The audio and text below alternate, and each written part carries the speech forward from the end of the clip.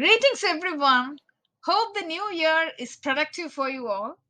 Well, before going into the content, please make sure that you have subscribed so that you stay tuned with my channel.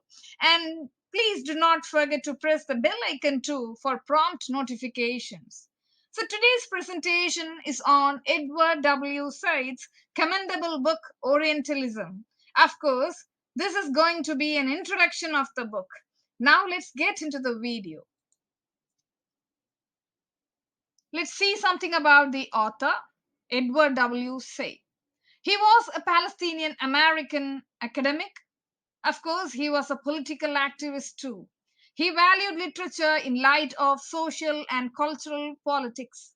He voiced the political rights of the Palestinian people. He was the faculty of Columbia University as a lecturer in English in 1963 and in 1967 was promoted to assistant professor of English and comparative literature. He was promoted as professor during the year 1969. He received his first of several endowed chairs in 1977 and in 1978 published Orientalism, his best known work and one of the most influential scholarly books of the 20th century. He wrote numerous books and articles in his support of Arab causes and Palestinian rights. Let's get into a glimpse about his other books. Of course, his books about the Middle East, The Question of Palestine, Covering Islam, How the Media and the Experts Determine How We See the Rest of the World, Blaming the Victims, Spurious Scholarship and the Palestinian Question, The Politics of Dispossession, Peace and its Discontents, Essays on Palestine in the Middle East Peace Process, The World, the Text and the Critic, Nationalism, Colonialism and Literature, Eats and Decolonization, Musical Elaborations, and Culture and Imperialism. So, these are his books about the Middle East. Well, what do you mean by Orientalism? Of course, it's not about Oriental cultures.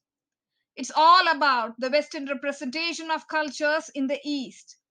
And here we could see that the author discusses the European misrepresentation of the Near East, the way it was developed and proved through different disciplines such as history, anthropology, philosophy, and literature.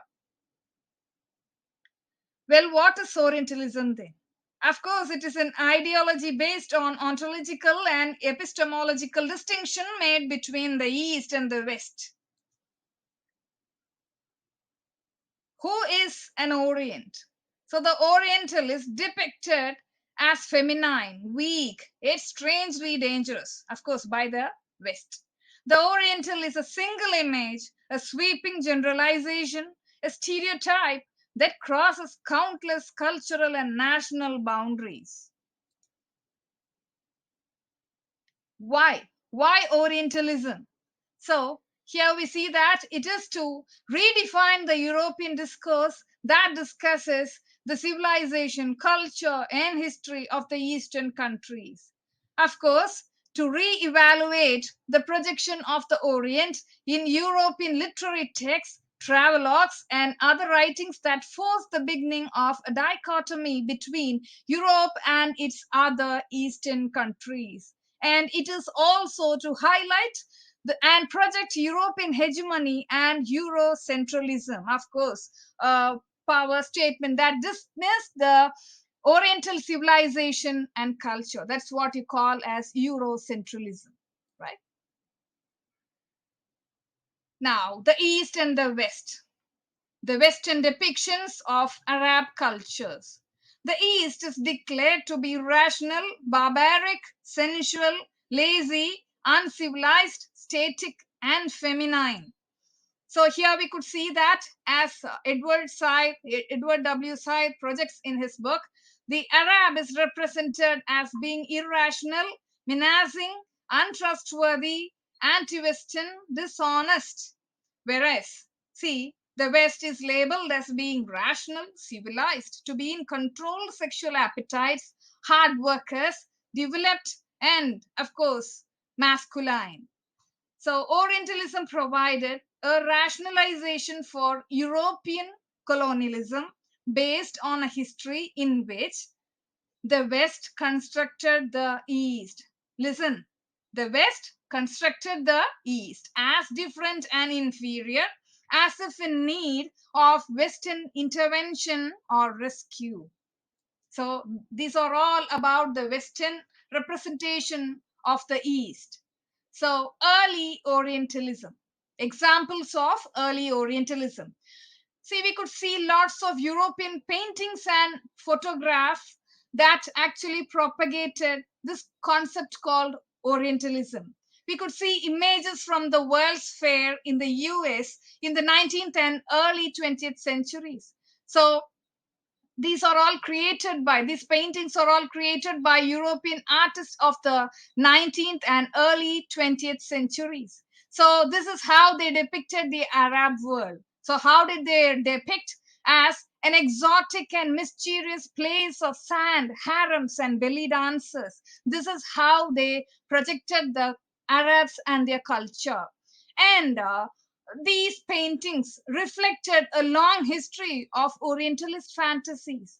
And these Westerners, they produced postcards of Algerian women that were circulated in France so that they could neatly emboss a projected picture of Arabs and their cultures as somewhat in a demeaning manner.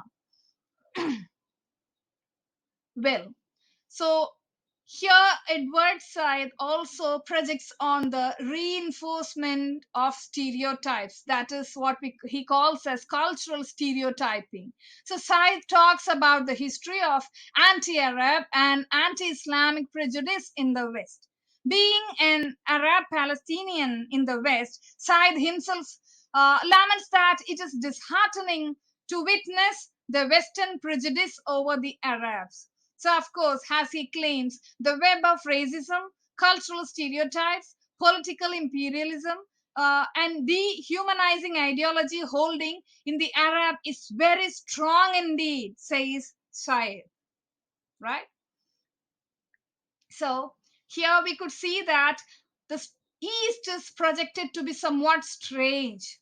As Said puts it in his commendable book, Orientalism was ultimately a political vision of reality whose structure promoted the difference between the familiar, Europe or West, or in other words, us, and the strange Orients, otherwise what we call as the East or them, somewhat inferior. So here we could clearly understand that the East is always projected to be strange and they are sought out to be inferior.